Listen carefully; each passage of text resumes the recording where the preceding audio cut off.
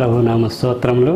ఈ దిన ధ్యాన వాక్యము కీర్తన గ్రంథము 23వ అధ్యాయము 6వ వచనం ధ్యానించుకుందాం. నేను బ్రతుకు దినములన్నీ కృపాక్షేమములే నా వెంట వచ్చును, చిరకాలము యెహోవా మందిరములో నేను నివాసము చేసేదను అని దావీదు భక్తుడు చాలా స్పష్టంగా, చాలా క్లియర్గా, చాలా నమ్మకంగా, చాలా కాన్ఫిడెంట్గా, చాలా విశ్వాసంతో పలుకుతున్న మాటలు. ఇందులో రెండు శ్రేష్టమైన దీవెనలు మనకు ఉన్నాయన్నమాట. ఒకటి, బ్రతుకు దినములన్నీ కృపాక్షేమములు వస్తాయి. రెండవది, చిరకాలము యెహోవా మందిరములో నివాసం చేసే స్థితి ఉంటుంది అని చెప్పి భక్తుడు ఇక్కడ సెలవిస్తున్నాడు.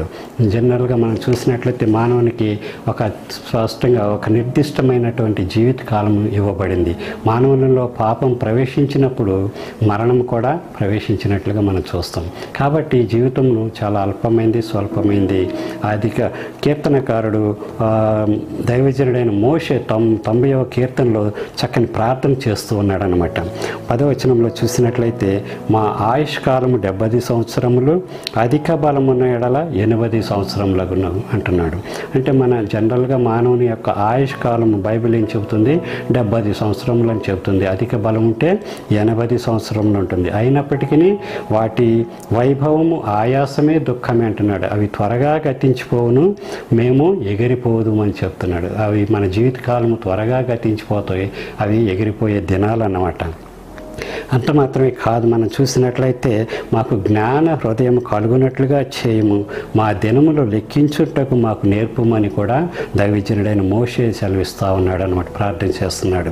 సో నూతన నిబంధన, క్రొత్త నిబంధనలో చూసినట్లయితే యాకోబు తన పత్రిక 4వ అధ్యాయము 14వ వచనంలో చూసినట్లయితే, రేపేమి సంభవించునో మీకు తెలియదు, మీ జీవమేపాటిది, ఇంతలో కనబడి అంతలో మాయమైపోవు ఆవిరి వంటిది అంటున్నాడు. కాబట్టి అంత స్వల్పమైంది మన జీవితం దేవుని దృష్టిలో.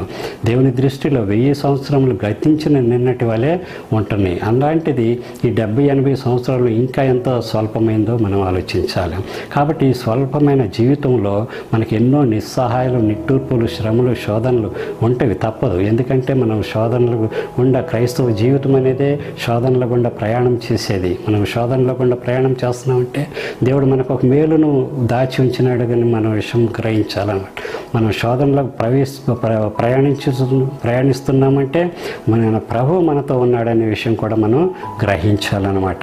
మనం శోధనలో ఉన్నప్పుడు, మనం ఎప్పుడైతే క్రీస్తులో జీవిస్తున్నామో, క్రీస్తుని కలిగి జీవిస్తున్నామో, క్రీస్తు ప్రభు మనతో ఉంటాడనమాట. మనం శోధనలో ఉన్నప్పటికీ ఆయన మనతో ఉండే దేవుడు అన్నమాట.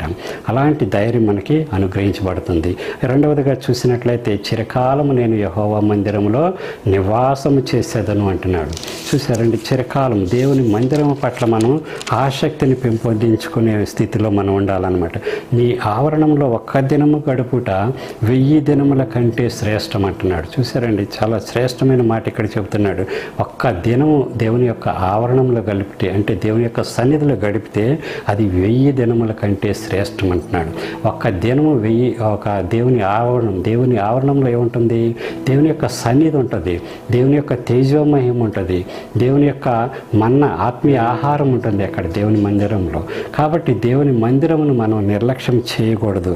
భక్తిహీనుల గుడారంలో నివసించుట కంటే నా దేవుని మందిర ద్వారముల వద్ద నివసించుట నాకు ఇష్టము అని చెప్పి భక్తుడు సెలవిస్తూ ఉన్నారనమాట. అంత మాత్రమే కాదు, యెహోవా మందిర ఆవరణములను చూడవాలనని నా ప్రాణం ఎంతో ఆశపడుచున్నది, అది సొమ్మసిల్లుచున్నది. జీవము గల దేవుని దర్శించుటకు నా హృదయమును, నా శరీరమును ఆనందంతో కేకలు వేయించున్నదని. అంతటి ఆసక్తిని మనం చూపించాలన్నమాట. దేవుని మందిరము పట్ల అంతటి ఆసక్తిని చూపించినప్పుడు నిజంగా దేవుని యొక్క కృపకు మనం పాత్రలు అవుతాం. దేవుని యొక్క ఉన్నతమైన ప్రేమకు మనం గురిగా అవుతూ ఉంటామన్నమాట. నీ మందిరమునందు నివసించువారు ధన్యులు అని కూడా దేవుని వాక్యం సెలవిస్తుంది. వారు నిత్యము నిన్ను స్తుతించుదురు. మనం ఎప్పుడైతే దేవుని మందిరము పట్ల ఆసక్తి కలిగి ఉంటామో, మనం నిత్యము ఆ దేవుని స్తుతించే ధన్యత మనకి కలుగుతూ ఉంటుంది అన్నమాట. ఈ లోకంలో మనం జీవించే జీవితం అల్పమైంది అయినప్పటికీ దేవుని కొరకు మనం ఆ జీవితాన్ని జీవించినప్పుడు మనం యుగయుగంలో జీవించే జీవితం ఒకటి దేవుడు మనకి అనుగ్రహిస్తాడు. అదే మాట చెబుతున్నాడు కదా, చిరకాల చిరకాలం నేను యెహోవా మందిరంలో నివసించదను అంటున్నాడు. చిరకాలం అంటే ఈ జీవితం తర్వాత మనం యుగయుగంలో జీవించే జీవితం ఒకటి ఉంది. ఆ కాలం అంతా కూడా దేవుని మందిరంలో దేవుని ఎదుట దేవుని స్తుతిస్తూ దేవుని యందు ఆనందిస్తూ దేవుని స్తుతిస్తూ గణపరుస్తూ మనం చిరకాలం ఉండే జీవితం మనకి దేవుడు అనుగ్రహిస్తాడు. దేవుడు అట్టి ధన్యత మనకు దయచేయును గాక. ఆమేన్.